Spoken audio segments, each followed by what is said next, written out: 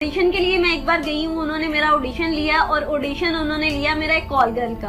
अच्छा। और जब मैं कॉल गर्ल का ऑडिशन दे रही थी, उन्होंने मुझे ऑडिशन के दरमियान में ये चीज कही, जी आप अपने कपड़े उतारें। तो आपको गिव एंड टेक करना पड़ेगा और ना सिर्फ हमारे साथ करना पड़ेगा बल्कि आगे जो क्लाइंट्स होंगे आपको उनके साथ भी गिव एंड टेक करना पड़ेगा। मैंने बहुत सी चीजों को फेस किया है, तब जाके मैं यहाँ पे पहुंची। आप कहीं भी काम के लिए जाएं, सबसे पहले डायरेक्टर हो, प्रोड्यूसर हो, कोई भी हो, वो आपको यही कहेगा जी आप पहले गिव एंड टेक करें, उसके बाद ही आप आगे जा सकती हैं। अगर आप गिव एंड टेक नहीं करेंगे आपको कभी कोई काम देगा ही नहीं। कि अब फील्ड में ना सिर्फ लड़कियों के साथ ये होता है बल्कि लड़कों को भी ये डिमांड की जा रही है। काम लेने की खातिर अपने जिस्म को हमेशा आगे रखा है। गिव एंड टेक का मतलब ये है कि बकायदा सेक्स। इस फील्ड में गिव एंड टेक का मतलब सेक्स होता है, एक के साथ नहीं, आपको बहुत से लोगों के साथ सेक्स करना पड़ेगा। बिस्मिल्लाहिर्रहमानिर्रहीम। अस्सलाम वालेकुम नाज़रीन, मैं राजा मुश्ताक, आप देख रहे हैं वॉइस ऑफ पाकिस्तान। नाज़रीन, आज की हमारी मेहमान समन चौधरी।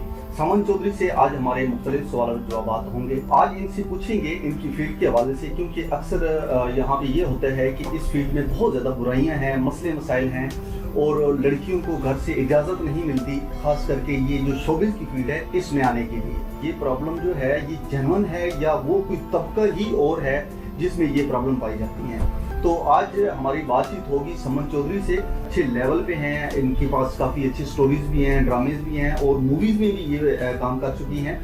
तो इसमें हम इनसे बात करेंगे कि यहाँ तक पहुँचने के लिए इनको किस तरह के प्रॉब्लम का सामना करना पड़ा। जी अस्सलाम वालेकुम समन चौधरी। जी वालेकुम अस्सलाम।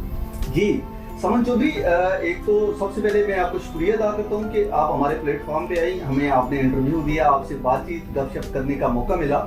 और दूसरा मुझे बताइएगा कि यहाँ तक आने के लिए आपको किस किस मुश्किलात का सामना करना पड़ा। तो समन चौधरी, आज आपने खुद ब खुली बात करनी है, कोई बात छुपानी नहीं है। उसकी वजह ये है कि जो आने वाले लोग हैं उनको पता चले तो उन्होंने अपने आप को डिफेंड कैसे करना है। जी सर, बात आपकी बिल्कुल ठीक है। लड़कियों को वाकई इस चीज की इजाजत नहीं मिलती और मुझे भी नहीं मिली थी और मैंने बहुत सी चीजों को फेस किया है, तब जाके मैं यहाँ पे पहुंची हूँ। लेकिन मेरी आज तक एक ही जिद रही है कि जहाँ पे मेरी इज्जत ना हो वहाँ पे मैं कभी भी काम करती ही नहीं हूँ। जबरदस्त। और इस फील्ड में वाकई बहुत गंद भर चुका है, रियलिटी है, कोई धोखा नहीं है, कुछ नहीं है। आप कहीं भी काम के लिए जाएं, सबसे पहले डायरेक्टर हो, प्रोड्यूसर हो, कोई भी हो, वो आपको यही कहेगा जी आप पहले गिव एंड टेक करें, उसके बाद ही आप आगे जा सकती हैं। अगर आप गिव एंड टेक नहीं करेंगे आपको कभी कोई काम देगा ही नहीं।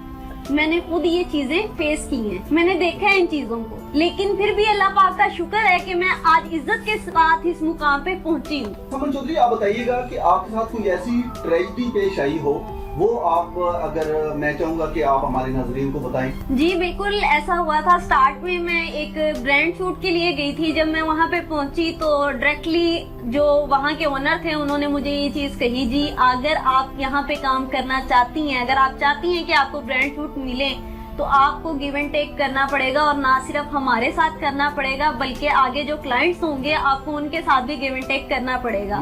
बजाय इसके कि वो मुझे घुमा फिर आगे बात करते हैं, उन्होंने साफ मेरे मुंह पे मुझे ये बात की कि आप जिस दिन गिव एंड टेक के लिए एग्री हो जाएंगी। गिव एंड टेक का मतलब ये है कि बकायदा सेक्स। अच्छा जी, गिव एंड टेक, इस फील्ड में गिव एंड टेक का मतलब सेक्स होता है, ठीक है। यानी कि आपको एक के साथ नहीं, आपको बहुत से लोगों के साथ सेक्स करना पड़ेगा, अदरवाइज आप इस फील्ड में नाकाम है। जी बिल्कुल, अदरवाइज आपको कोई काम देगा ही नहीं, ठीक है। मैं वहाँ से ये कह के निकल आई थी कि सॉरी मुझे काम चाहिए नहीं, अगर मेरे नसीब में काम लिखा होगा मैं खुद करूंगी और अल्लाह पाक मुझे देगा जहाँ से मेरा रिस्क लिखा है। और आज आपके सामने अल्लाह का शुक्र है मैं काम कर रही हूँ और इज्जत के साथ कर रही हूँ। जबरदस्त। अच्छा समन चौधरी, आप मुझे बताइएगा कि आपने जब उन्होंने ये आपके लिए अल्फाज इस्तेमाल किए या इतना उन्होंने ओवर कॉन्फिडेंस के साथ ये बात की, तो उनको कोई डर खौफ नहीं था कि ये लड़की है मेरे से लड़ भी सकती है कि ऐसी बात? तो ऐसी उनको उनके अंदर ऐसी जुर्रत कैसे आई कि उन्होंने आपसे बात की है? क्योंकि मैं ये समझता हूँ कि जब तक लड़की आपको अपॉर्चुनिटीज नहीं देती तब तक आप में हिम्मत नहीं होती। तो यहाँ पे क्या ऐसा भी होता है कि बगैर हिम्मत देने से या बगैर कोई रास्ता दिखाने से आपको कोई भी कभी भी किसी वक्त भी कोई भी बात कर सकता है? जी सर, इस फील्ड इस हद तक नीचे गिर चुकी हुई है इस गंदगी में गिर चुकी हुई है कि उनको कोई भी हिचकिचाहट होती ही नहीं है कि हम लड़की से बात कर रहे हैं और हम लड़की को डिमांड क्या कर रहे हैं, ठीक है। और इसकी वजह मैं नहीं कहूंगी कि मर्द गलत है, इसकी वजह लड़कियां गलत है। उन्होंने काम लेने की खातिर अपने जिस्म को हमेशा आगे रखा है। कुछ गंदी लड़कियों की वजह से हर लड़की को गंदा होना पड़ता है। अच्छा सुमन चौधरी, आप मुझे बताइएगा, क्योंकि आपको एक अरसा हो गया, 4-5 साल का अरसा एक बहुत अरसा होता है, जिंदगी का एक हिस्सा होता है। आप मुझे बताएं, इतने अरसे से आप काम कर रही हैं, तो इसमें क्या जो प्रोफेशनल लोग हैं उनकी भी ये डिमांड होती है, या ये जो अनप्रोफेशनल होते हैं या ये जो काली भेड़े हैं, ये सिर्फ उनकी वजह से ऐसा देखने को मिलता है? ये जो प्रोफेशनल हैं वो भी इस तरह की डिमांड करते हैं? सर मैं आपको सच्चाई बताऊंगी, आप लो लेवल से शुरू होके हाई लेवल तक चले जाएं। मैंने लो लेवल से हाई लेवल तक सब लोगों को देखा है, ठीक है। लेकिन लो लेवल हो चाहे हाई लेवल हो चाहे मिड लेवल हो, हर बंदा आपसे यही कहता है क्योंकि आप लड़की हो आप गिव एंड टेक करो, ठीक है। अगर आप गिव एंड टेक नहीं कर सकते हो तो देन दूसरा ऑप्शन ये आता है जी, आप लाखों रुपया या करोड़ों रुपया लगाओ, देन आप आगे आ सकते हो, नहीं तो आप इज्जत के साथ आगे नहीं आ सकते हो। और सबसे मेन चीज एक और बताती चलूं कि अब फील्ड में ना सिर्फ लड़कियों के साथ ये होता है बल्कि लड़कों को भी ये डिमांड की जा रही है। अच्छा जी। अच्छा, ये तो बात आपने बड़ी एक ऐसी चुनकार देने वाली बात की है। खैर, अच्छा आपको कोई खुदा का खासा इस तरह की किसी मरहल से गुजरना पड़ा?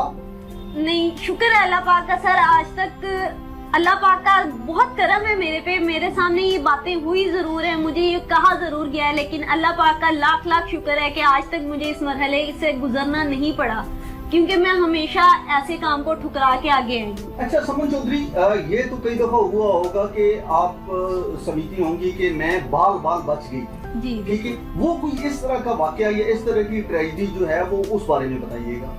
जी सर, एक बार हुआ था इस तरह के, मैं गई थी इंटरव्यू के लिए, यानी ऑडिशन के लिए। इंटरव्यू दूसरी लैंग्वेज में चला जाता है, तो ऑडिशन के लिए मैं एक बार गई हूँ। उन्होंने मेरा ऑडिशन लिया और ऑडिशन उन्होंने लिया मेरा एक कॉल गर्ल का। अच्छा। और जब मैं कॉल गर्ल का ऑडिशन दे रही थी, उन्होंने मुझे ऑडिशन के दरमियान में ये चीज कही, जी आप अपने कपड़े उतारें। अच्छा। मुझे एनी टाइम वहाँ पे बहुत एक झटका भी लगा कि कैमरा ऑन है और मुझे कैमरे के सामने कहा जा रहा है जी अपने कपड़े उतारें।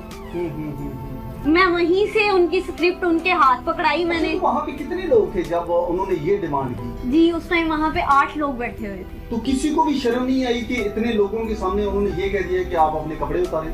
जी उनमें से किसी को भी ना शर्म आई, बल्कि जब मैंने स्क्रिप्ट उनके हाथ में पकड़ाई, जब मैं वापस आने लगी, बकायदा सब लोग मेरे पे हंस रहे थे कि ये लड़की कभी भी आगे जा ही नहीं सकती। मतलब इवन के आपको लेट डाउन करने की कोशिश कर रहे थे कि ये एक अहम चीज थी, जो इसने नहीं की तो इसको कामयाबी मिल ही नहीं सकती। जी बिल्कुल। तो मतलब आपके साथ ये एक ट्रेजेडी हुई है कि जहाँ पे आप बाल बची हैं? जी बिल्कुल। ठीक है। अच्छा, उसके अलावा इस फील्ड में कोई आपको अच्छे लोग भी मिले हैं? मैं चाहूंगा कि जो अच्छे लोग मिले हैं, डेफिनेटली बुरे लोगों का तो मैं नहीं कहूंगा, जो अच्छे लोग मिले हैं उनका नाम भी लें। जी सर, इस फील्ड में मुझे अच्छे लोग भी मिले हैं जिनकी वजह से आज मैं इस मुकाम तक पहुंची हूँ। उनमें फतेह म्यो साहब एक बहुत अच्छे इंसान हैं, और उसके अलावा कैसर अब्बास सर हैं जिनके साथ मैंने काम किया। उसके अलावा आतिफ एजे सर हैं, उनके साथ भी मैंने काम किया और मेरा बहुत अच्छा एक्सपीरियंस रहा। नाज़रीन, आप सुन रहे हैं, ये इस फील्ड में चंद अच्छे लोग भी हैं, चंद नहीं बल्कि काफी अच्छे लोग भी हैं, कुछ काली बेड़े भी हैं जिनसे आपने बच के चलना है।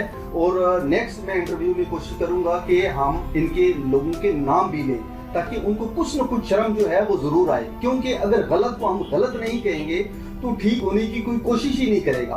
तो कम से कम किसी को इतना डर खौफ होना चाहिए। और मैं तो ये भी चाहूंगा कि जिस लड़की के साथ इस तरह की कोई ट्रेजेडी हुई है, इस तरह का कोई मसला उसके सामने पेश आया है, वो कतन अपने आप को लेट डाउन ना करे, अपने आप को जो पर्दे के पीछे ना लेके जाए, बल्कि वो सामने आए और हमारे प्लेटफॉर्म पे आए। हम उसकी आवाज बनेंगे, हम उसका साथ देंगे। और ये फील्ड बिल्कुल भी ऐसी नहीं है, इस फील्ड में कुछ गंदगी है, गंदे लोग हैं, जिसकी वजह से ये फील्ड बदनाम है। और कई बहुत अच्छे लोग भी काम कर रहे हैं। और जहाँ पे आप नेक नियत और साफ दिली के साथ काम करते हैं, मैं समझता हूँ कि कामयाबी आपके कदम चुनती है। तो कामयाबी उन लोगों को ही मिलती है जो कामयाबी को टारगेट बनाते हैं। तो जो आते ही डर जाते हैं, तो डेफिनेटली यहाँ पे एक रास्ता नहीं है। जब एक रास्ता बंद होता है तो अल्लाह ताला की जात 100 रास्ते खोल देती है।